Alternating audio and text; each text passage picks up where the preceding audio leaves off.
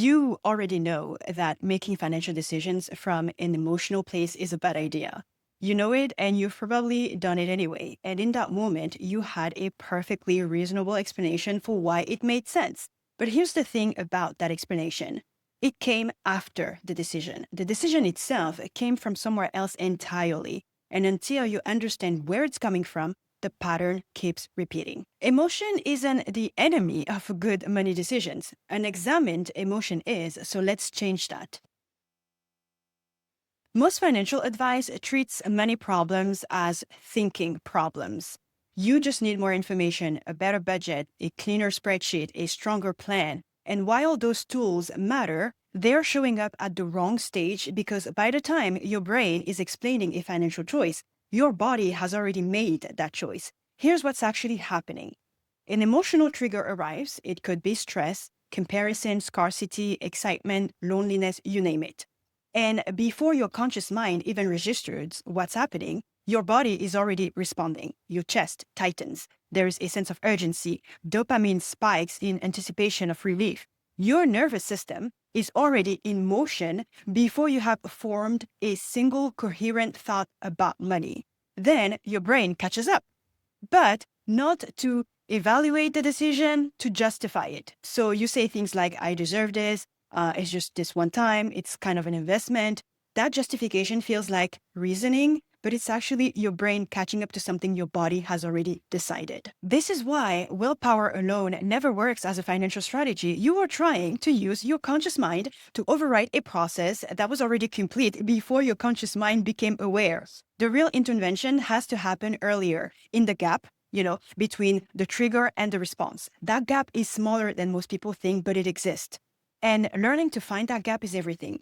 I didn't understand any of this for a long time. What I understood was that I kept doing the things I knew I shouldn't be doing, maximizing my credit cards, buying things I didn't need with money I didn't have. And when I looked back at those moments, I realized the goal was never the thing I bought.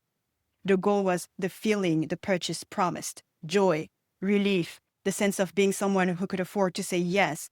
The item was just the delivery mechanism for an emotional state I was trying to create for myself. Once I saw it that way, the whole conversation about money changed for me. And that pattern, using money to manage feelings, shows up in more ways than people realize because it's just not about spending. Emotional money behavior isn't one thing. It shows up differently depending on the emotion driving it and the person experiencing it. There are, I would say, 3 patterns that cover the widest range of what people actually live through. And most people will recognize themselves in at least one of them. The first pattern is spending for joy. This is the most visible and I think the most talked about. It's the impulse purchase, the retail therapy, the inability to delay gratification because the future version of you who will have saved that money feels abstract and distant, and the feeling available right now feels urgent and real. The dopamine hit of the purchase is genuine. Your brain releases a real reward signal when you buy something that you want. The problem is that the relief is temporary and the cost is permanent. And over time, the purchases, they get bigger. Why? Because you need more stimulation to get the same emotional return. I lived that version, okay?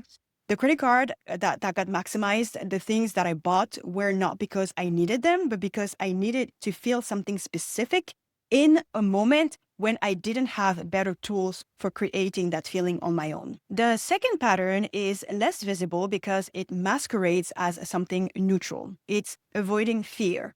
And it's just as expensive as overspending. It just doesn't show up on a statement. This is the pattern of not looking, not opening the letters, not checking the balance, not educating yourself about something financial because you've already decided you won't understand it even if you've tried. Financial literacy can look intimidating from the outside, and it's very easy to opt out before even making the first attempt. I did this, with the stock market for years, and I've talked about that on this channel. I assumed it was beyond me before I engaged with it. And I did it with my student loan balance as well during the last 2 years of college. My dad, thank God, had paid for the first 2 years. And when that stopped, I was responsible for the rest. So I borrowed money and I stopped tracking the amount that I borrowed from the government. Not because it wasn't real, it was very much real, but because looking at that number made it undeniable and I figured I will deal with it later anyway. So not looking was a way of postponing the responsibility that came with the knowledge. The number didn't care whether I looked at it, it just kept growing regardless. The third pattern is the one most people never identify as emotional money behavior at all. It is giving for validation. Using generosity as a way to feel like a savior, to feel reliable, valuable, and indispensable. The kind of giving that looks like love from the outside, but is actually identity performance from the inside. That is something I still have to work on. I enjoy giving. I get genuine pleasure from helping people financially, but I had to examine my motives closely enough to see that a significant part of that pleasure was about how giving made me feel about myself as much as the actual impact on the other persons. It was the feeling of being someone people could count on. And sometimes that feeling was costing me money I needed for my own goals. All three of these patterns have something in common. They are using money to regulate an emotional state. And the solution isn't to stop feeling, okay? It's to build a system that creates a pause between the feeling and the financial action. That's exactly what I want to share with you now. Being strategic with money doesn't mean becoming someone who doesn't feel anything about it. That is not a realistic goal, and that's not even like a desirable one, okay? Your emotions, they carry real information about what you value, what you fear, what you need. The goal isn't to suppress them.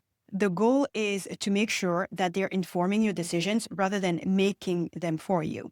Being strategic with money means that your values and your goals are in the driver's seat, not the emotional state that you're in when the trigger arrives. It means having a plan for the money coming in so it already has a destination before the impulse gets a say. It means having a goal that needs funding so you have a filter for every financial decisions. Does this serve what I'm building? Does this serve what I'm feeling right now? You see, these are two different questions highlighting two different mindsets, and they give you different answers. Strategic also means developing specific practices for your specific emotional patterns, because the intervention that works for, let's say, impulse spending is different from the one that works for financial avoidance, which is different again from the one that works for generosity that has crossed into self-sabotage. One size does not fit all here, okay? You need to know which pattern is yours before you can design the right response to it. For the generosity pattern specifically, the practice I developed was learning to let the impulse arrive without acting on it. When the urge to give money appears, and that happened to me 3 times this month, I let myself feel it fully. I imagine how good it would make the other person feel. I imagine how good it would make me feel. And then I ask myself one very simple question. Did this person ask for help? Almost always the answer is no. The impulse is entirely mine, driven by what I want to feel about myself. So I let the thought exist without acting on it. I don't mention it to the person, obviously. I don't commit to it internally. I just let it float. And within days, it dissolves on its own. What remains is the money I would have given away still sitting in my savings account, working towards something I actually choose.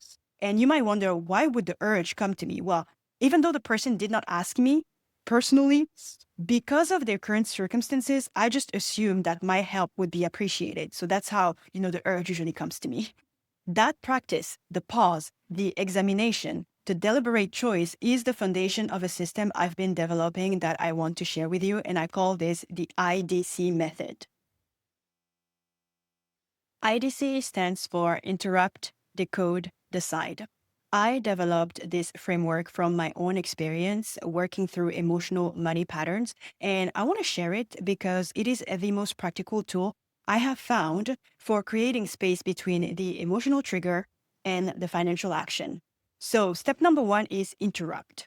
The first step is creating a pause long enough to break the automatic sequence between feeling and action.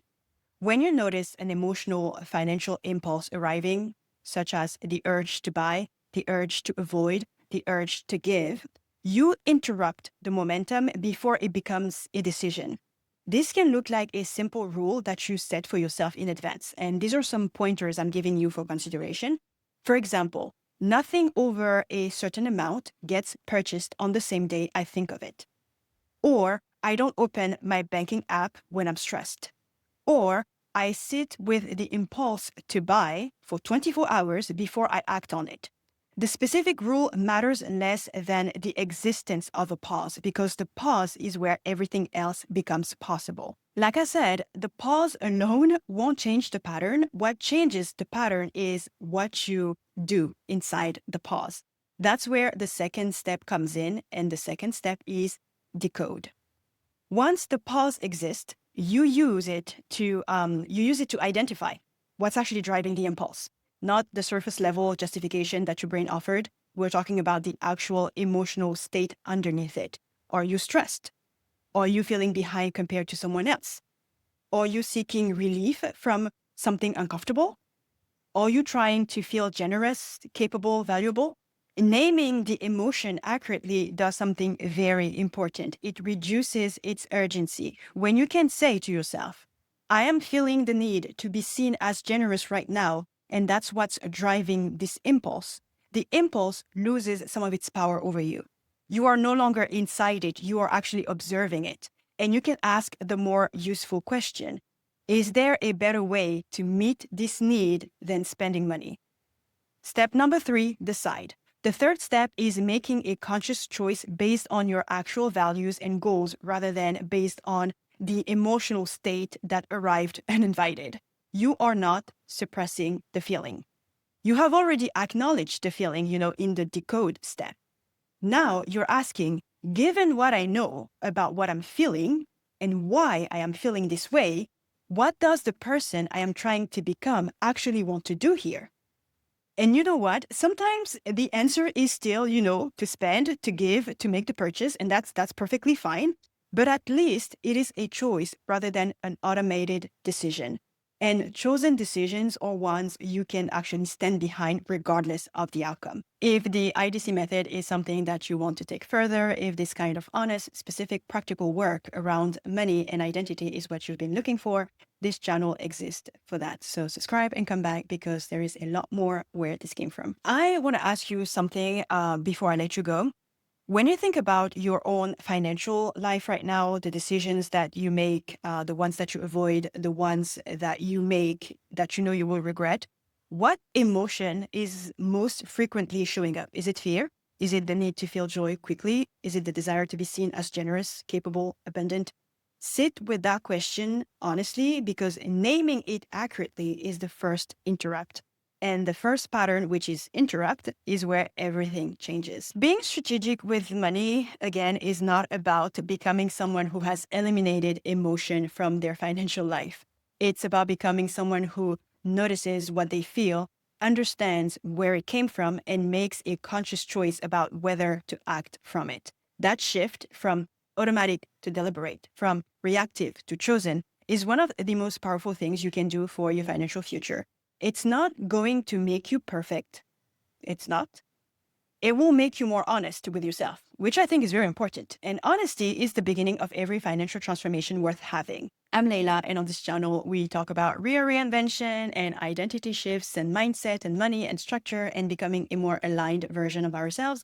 If this is the work that you're doing, you're welcome here. Thank you so much for watching. Take very good care of yourselves, and you will see me in the next video. Bye.